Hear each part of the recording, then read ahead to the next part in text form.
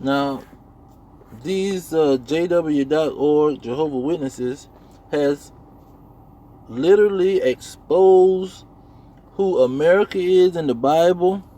They have exposed what the mark of the beast will bring the world to, and they have exposed who this two-headed lamb is in the Bible.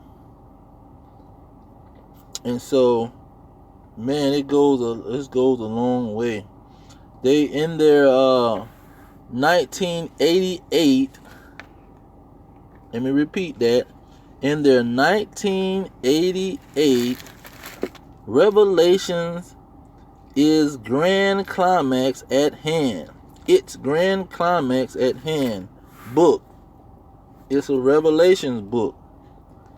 And so these so-called witnesses have put all the details in there. And so knowing that who they're affiliated with and knowing their identity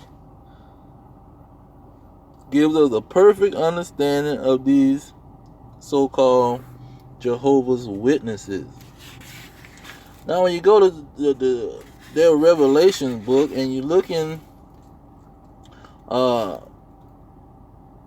chapter 28 in their Revelation book, it's called let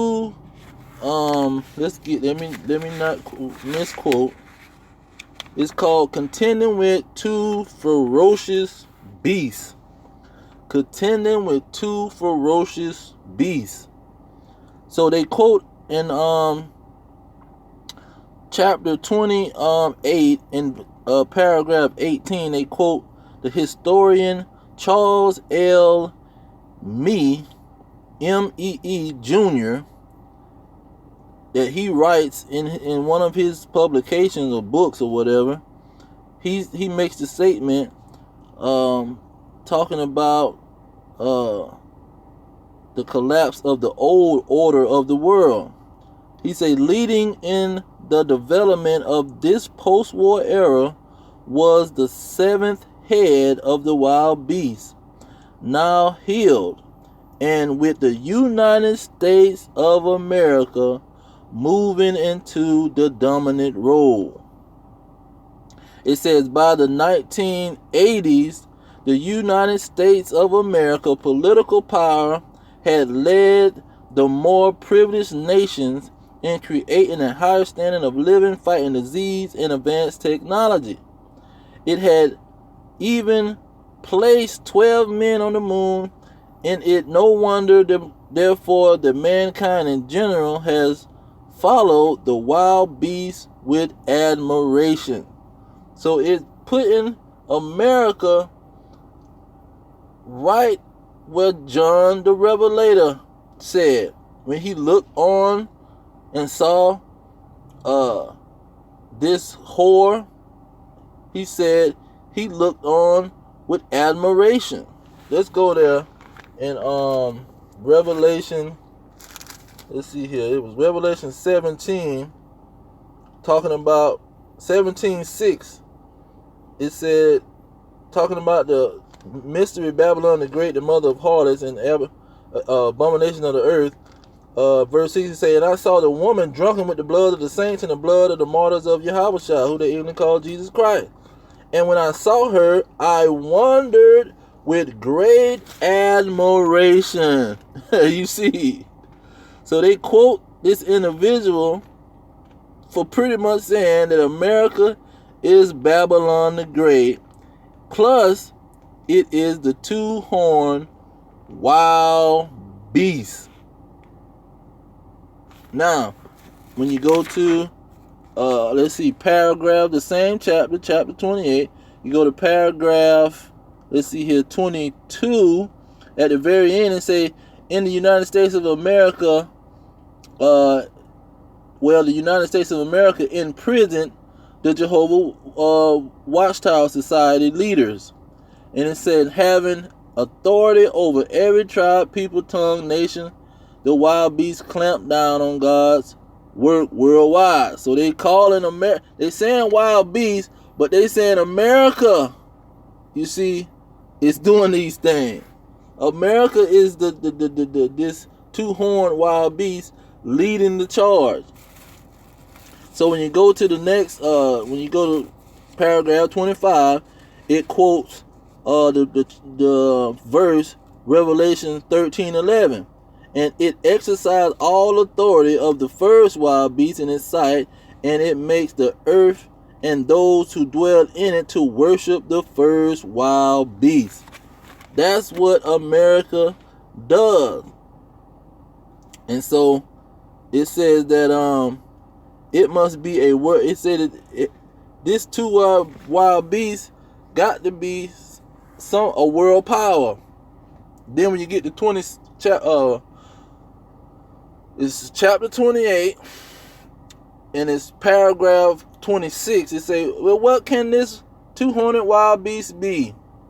It say America, the American world power, the same as the seventh head of the first wild beast, but in a special role. Isolating it in the vision has a separate wild beast helps us to see more clearly how it acts independently on the world stage. You see, it just isolated it, but it's the same as that first wild beast. The first wild beast in America is the same. So that same wild beast with 7 heads and 10 horns is in chapter 12. That same wild beast is in chapter 14. Is the same wild beast is in chapter 17 and chapter 18. You see, the whole conversation is talking about the United States of American world power. Thus saith the Jehovah wickedness. Now, when you go to paragraph 30, it say outstanding historical. The outworking of history identifies the situation that America is supporting the United Nations, and so it's letting you see that the America is the one that's sitting on is the great whore that's sitting on all the kings of the earth, the United Nations. And they don't quote, but they put in later in Revelation 17, it breaks it down. They say it has threatened and ostracized or a living death any nation or people that does not bow to its authority. It has actually expelled nations that fail to abide by its ideologies. So America is this great whore. Thus says the Jehovah wickedness. You see? And so once you get to chapter paragraph 36, just to get to the point, it says that if this America, when it presents the mark of the beast, it said just like they did in the 1930s, that they're gonna throw people in the concentration camps, and many people died back then when they did it in the 30s, and they're gonna die the second time. You see, it said in the Second World War, countless people was tortured and killed to refuse to reject their Christianity.